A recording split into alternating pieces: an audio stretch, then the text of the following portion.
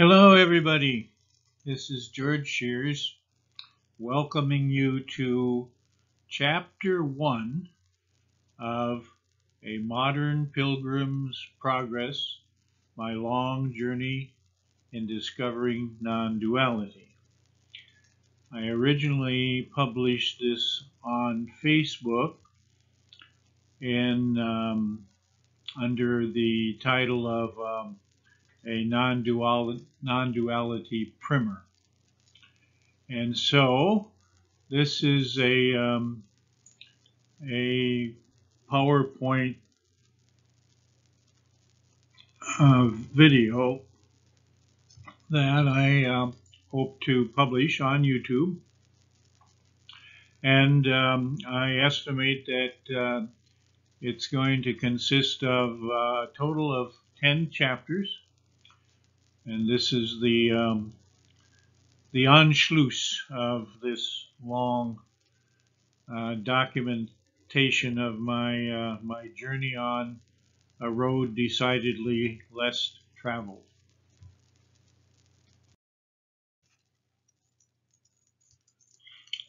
As a preface to this story, I have chosen to document this quotation from a landmark book by J.D. Salinger, quote unquote, Teddy.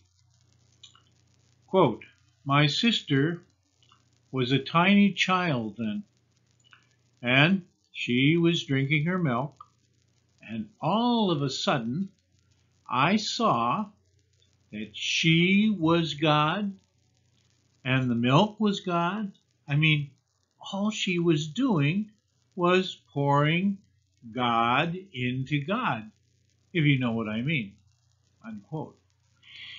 Now, as I look back on that quote, which I originally heard from one of my heroes at the time, Ram Dass, also known as Richard Alpert, and when he referred to it, it really clicked for me.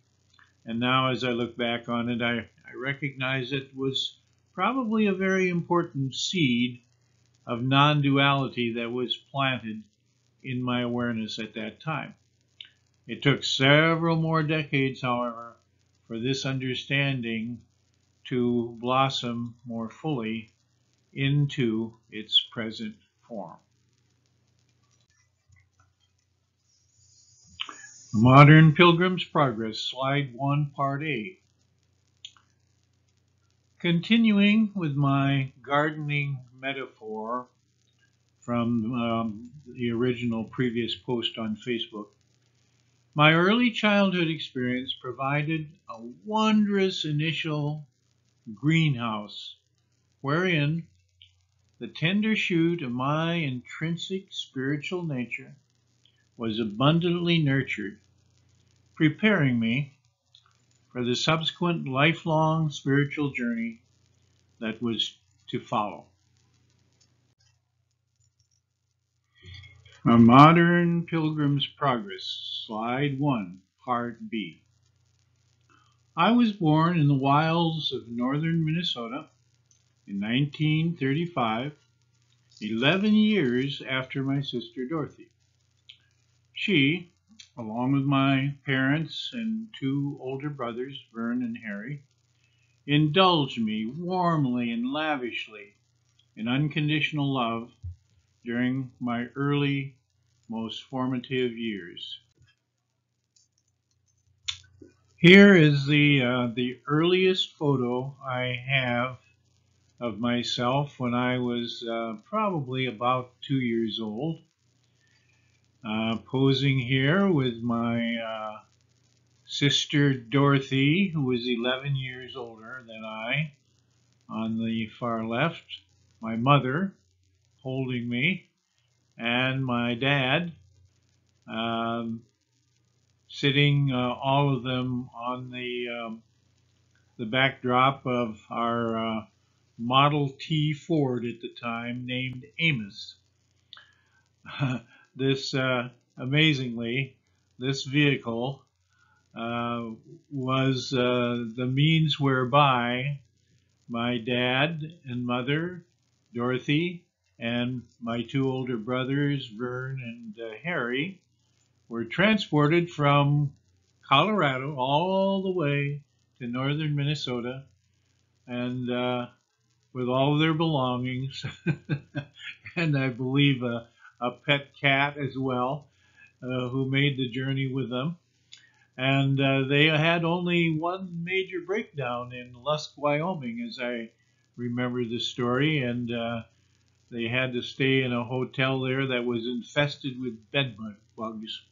So anyway, this photo shows a little glimpse of the wilderness that I was embedded into, and that wilderness, Mother Nature's wilderness, along with the wonderful loving mothering that I received from both my sister Dorothy and from my mom, I was definitely well nurtured and prepared for my journey to follow.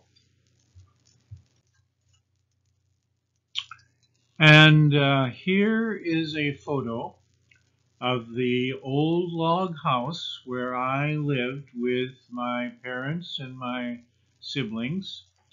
They originally leased this house from, it was on Indian land, and they leased it, I believe, starting in 1932.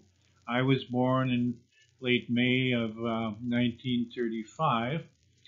And I continued to live there with my mom until June of 1942. My dad died on November 26, 1940, when I was 5 years old. My sister Dorothy continued to live there pretty much up to the time when I moved away with my mom. And my older brothers, Vern and Harry, both went into the Army in the early 1940s. And then after we moved away, some years later, Charlie Northrup and his wife moved on to this property, and they had I believe, a mobile home. They didn't, as far as I know, they never lived in this original house. And then after they left the property, it was purchased by Tom McCall, who was the son of Bergelot Owing. The Owings lived in Spring Lake, and they owned it for several years. I suspect that this photo was probably taken sometime in maybe the 1980s. I'm not sure. But anyway, Tom McCall and his wife Sally owned it, and Sally still owns it. Unfortunately, her husband Tom died a few years back, and she then moved to Maryland. And thanks to my niece Linda, who got located her forwarding mail address, I was able to write her a long letter and tell her that I would wondered if she may just possibly have had any photos of this old house. And she very kindly located a couple of them, and I just received them as a Valentine's gift very recently. So bless her heart for coming through with my ability to add this little tidbit into my my history at Cedar Lake. And here is another photo of it. A little bit harder to make out the details, but it was obviously taken in the middle of a typical northern Minnesota winter, and I certainly recall the winters from my early childhood, and I particularly recall how the snow outside after a fresh snowfall was just absolutely, completely covered with rabbit tracks, or the tracks of snowshoe hares. And for whatever reason, that was like some kind of magical experience for me. I look back on it with nothing but the deepest fondness. So, thank you, Sally, for providing this second photo as well. So, here we have a non-duality primer, slide 1, part C. This is from the originals that I published on Facebook. Unlike the vast majority of children from that era, I didn't receive a single spanking. Although I recall that I was pretty well behaved during those years, I suspect that some folks thought I was a bit quote-unquote spoiled. As an extra and very important added bonus, I was also richly nurtured in the embrace of Mother Nature that surrounded me on all sides. This continued unabated throughout my childhood and adolescence, and without any doubt, this is a very major contributing factor in my current passionate commitment to both Mother Nature and non-duality. A non-duality primer, slide 1, part D. Sadly, my father died of pneumonia 6 months after my 5th birthday in 1940. Shortly thereafter, my 2 brothers went off to war. My mother remarried a man who was markedly addicted to alcohol when I was 7, and with whom I sadly never bonded. A non-duality primer, slide 1, part E. Through my resulting very strong identification and loving bondedness with my mother and my sister Dorothy, along with a relative absence of masculine influence, I developed a prevailing feminine perspective on life. As an adult, I've come to regard this as a very, very special blessing. The enhanced capacity for empathy and compassion that it entails has contributed greatly to my spiritual journey in general, and ultimately to reaching its final destination in non-duality.